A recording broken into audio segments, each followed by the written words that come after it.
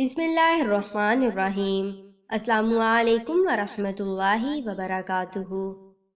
ایک بادشاہ نے اعلان کر رکھا تھا کہ جو اچھی بات کہے گا اس کو 400 دینار یعنی سونے کے سکے دیے جائیں گے۔ ایک دن بادشاہ رعایا کی دیکھ بھال کرنے نکلا۔ اس نے دیکھا ایک 90 سال کی بوڑھی عورت زیتون کے پودے لگا رہی ہے۔ بادشاہ نے کہا، تم 5-10 سال بعد مر جاؤ گی اور یہ درخت تو 20 سال بعد پھل دیں گے، تو اتنی مشقت کرنے کا کیا فائدہ؟ بوڑھی عورت نے جواباً کہا، جو ہم نے پھل کھائے وہ ہمارے بڑوں نے لگائے تھے اور اب ہم لگا رہے ہیں تاکہ ہماری اولاد کھائے۔ بادشاہ کو اس بوڑھی عورت کی بات پسند آئی اور اس نے حکم دیا کہ اس کو 400 دینار دے دیے جائیں۔ جب بوڑھی عورت کو دینار دیے گئے تو وہ مسکرانے لگی۔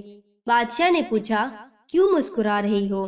بوڑھی عورت کہنے لگی، زیتون کے درختوں نے 20 سال بعد پھل دینا تھا، جبکہ مجھے میرا پھل ابھی مل گیا ہے۔ بادشاہ کو اس کی یہ بات بھی اچھی لگی اور حکم جاری کیا کہ اس کو مزید 400 دینار دیے جائیں۔ جب اس عورت کو مزید 400 دینار دیے گئے تو وہ پھر مسکرانے لگی۔ بادشاہ نے پوچھا، اب کیوں مسکرائی؟ بوڑھی عورت نے کہا، زیتون کا درخت پورے سال میں صرف ایک بار پھل دیتا ہے، جبکہ میرے درخت نے تو 2 بار پھل دے دیے ہیں۔ بادشاہ نے پھر حکم دیا کہ اس کو مزید 400 دینار دیے جائیں۔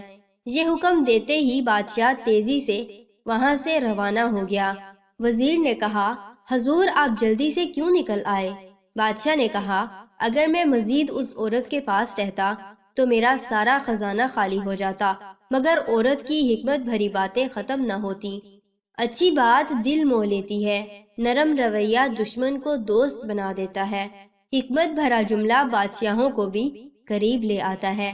اچھی بات دنیا میں دوست بڑھاتی ہے اور دشمن کم کرتی ہے۔